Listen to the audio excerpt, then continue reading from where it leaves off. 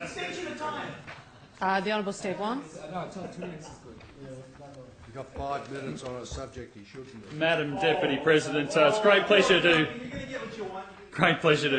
get up and speak on this bill on renewable energy in New South. Oh no, sorry, it's about the regional relocation home buyers amendment bill 2013. I am John. I just thought I'd have a bit of a reflection. That's the Madam Deputy President, this is a bill that Labor is supporting, and as Honourable Mick Veitch has said, it responds to a number of issues that he's raised. It probably could more properly be called the regional relocation (Mick Veitch) amendments to the Home Buyers Grant Bill 2013, because as one of our colleagues in the other place yesterday pointed out, as he went through the Hansard reports of the questions that Mick had asked, the Honourable Mick Veitch had asked at estimates, the changes that are being made today reflect exactly the criticisms which were raised by Labor in estimates via our spokesperson on regional development, the Honourable Mick Veitch, and it is a great credit to him that we have these amendments being made to make this program at least slightly more sensible and slightly more targeted. Now, one of the key issues which I've been concerned about since this program was founded was this issue about renters, and I remember us saying at the time that it was released, renters need not apply, and that was an incredibly short-sighted omission from the original legislation. I'm pleased to see that being rectified here, because people who are renting in the city are often just the people that you want to see move to regional communities. They're often the younger families, the people starting out. And what we want to get, the people that we want in regional communities are the people who bring their kids with them and help us to populate those schools and use the resources in the communities. So it is welcome to see that this now includes renters being able to apply for this assistance. It also deals with that appalling issue that we saw where people could move literally a couple of kilometres and actually gain this grant, and that actually happened across the road, essentially, in some areas. Around the block. And also to try and target the skilled regional relocation incentive as well is welcome in a sense. Although there is some very real issues. There is some very real issues with this program.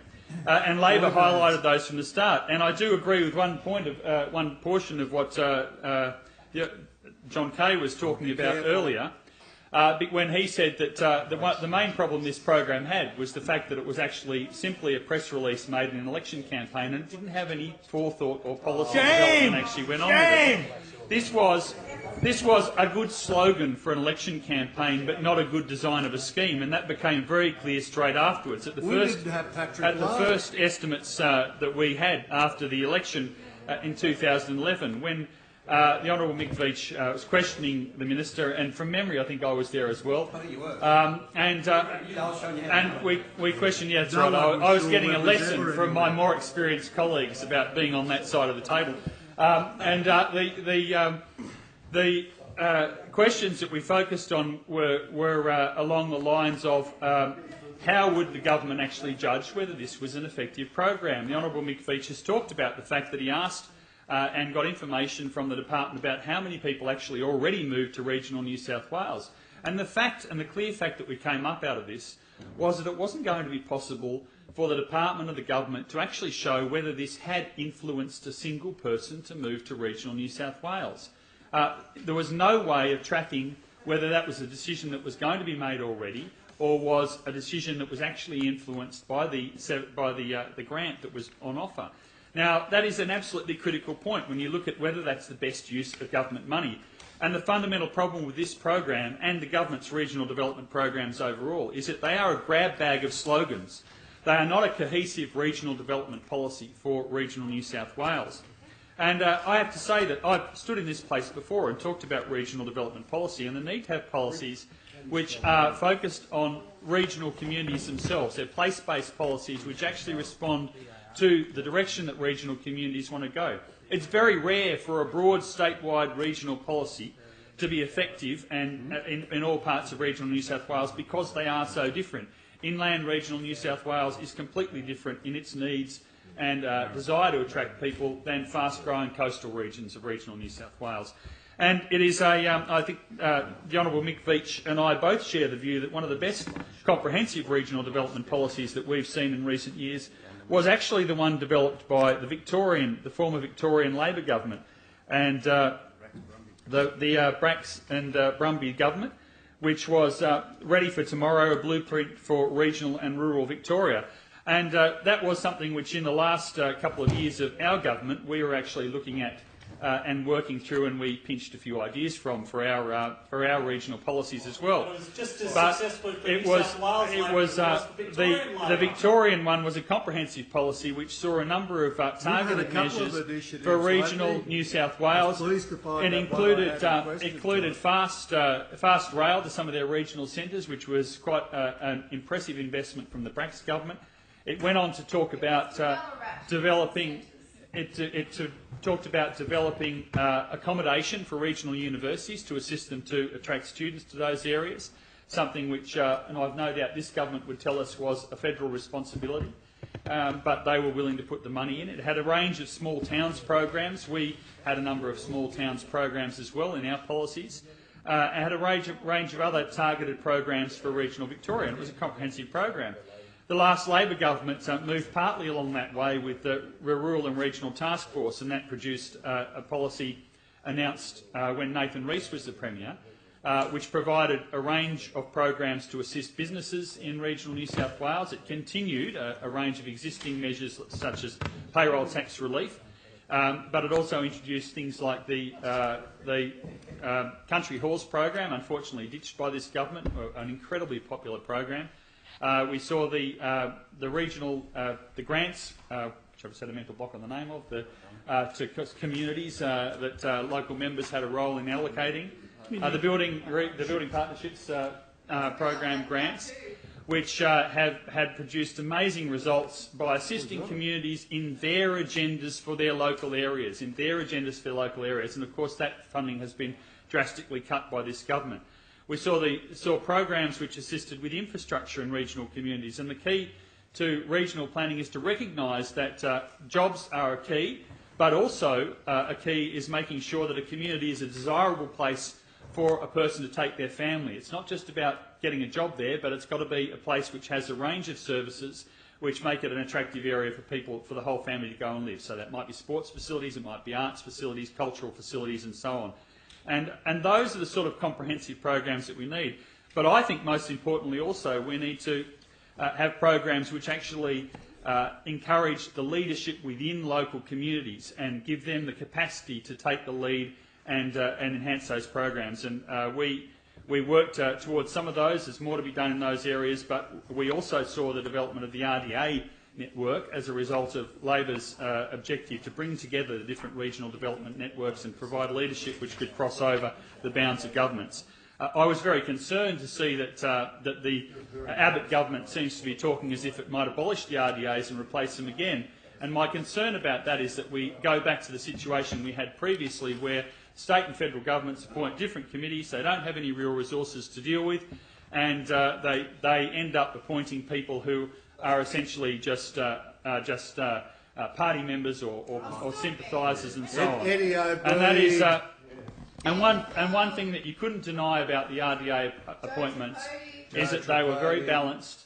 They reflected capacities in communities, and they were certainly not biased. And that actually goes to the fact that that under Labor governments, we, very strangely, and we sometimes wonder it, we actually ended up appointing a lot of ex-nationals to things under Labor governments, to many of our committees. Because there's no Labor people. There's no good Labor people. And you see, and the interjections, which I'll acknowledge, just show you how biased and narrow-minded these people opposite are. They haven't got the capacity to recognise talent outside their own areas. And we've got this minister at the table who gets up day after day and believes the back-patting that ministers get. He believes when he walks back into his office and his staff go, "Good job, Minister, you were terrific today." And he goes around to the functions and they'll go, "Oh, Duncan, you're doing a great job." And he doesn't actually realise yet that That's what people say to ministers because they don't want to offend them. Yeah, look at the He needs to scores. get outside his own publicity Steve. and listen to the Latest fact are there? that on so many areas of How many regional New latest South Wales, he, investigations? as a leader in the National Party,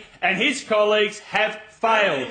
Instead of the decade of decentralisation, which was meant to see jobs growth in regional New South Wales, we have seen jobs lost in regional New South Wales under this government. Central West. Jobs lost. Central West. We have seen a complete lack of interest in the manufacturing job lost in the Central West, and I've heard the minister saying, oh, there's lots of factors in that.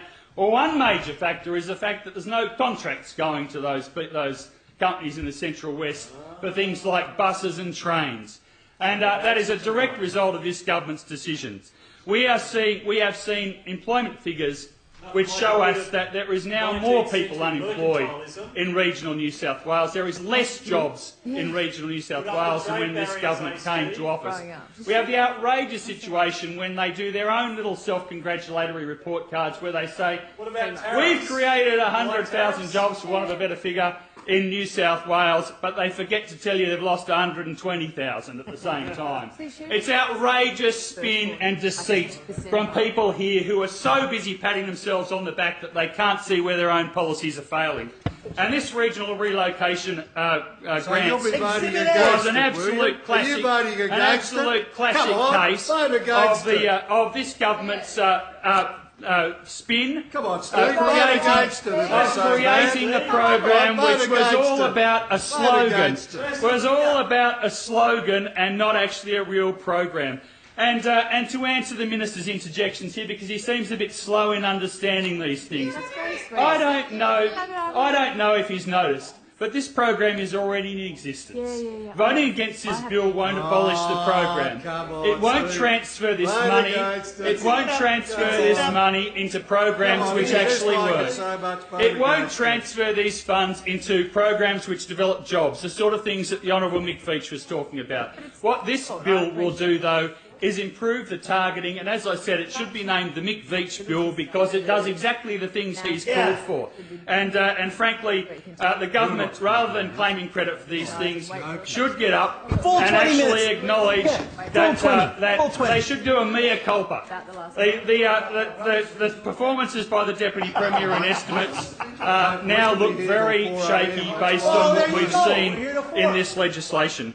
But what we really need to see from this You're such a government bully. Don't threaten. isn't a program where it's 7,000 a year over 3 years has actually turned into a total over 2.5 years of 2,665, as we've heard. Speaking. A program out of which we know nothing about how many we're actually moving already, how many of those 2,665 the honourable member opposite mentioned earlier acting whip. were actually already moving. We heard in the other place yesterday that fantastic member for Cessnock, Clayton Barr, who talked to us about people that come to see him. They've moved to the local area, they've come in to see him, and they say to him, and he quoted this yesterday, Clayton, we hear we can get $7,000. And he says to them out of interest, yes, you can, here's to go about it. But haven't you already moved? Oh, yeah, but we just heard about this grant and we thought we could get the money. So, you know, that is not an effectively targeted program. But to the extent that this legislation provides, If you want to be an idiot, do it. to the extent that this legislation provides improvements based on the things which the Honourable Mick Veitch has said, we will support it. I know that there is other members on this side of the House who want to speak. I hope they won't be intimidated by the minister leaning across the table and saying, if you want to be an idiot, go ahead and do it. It is their right to speak on this bill if they see fit. Yeah, if they actually do something about it.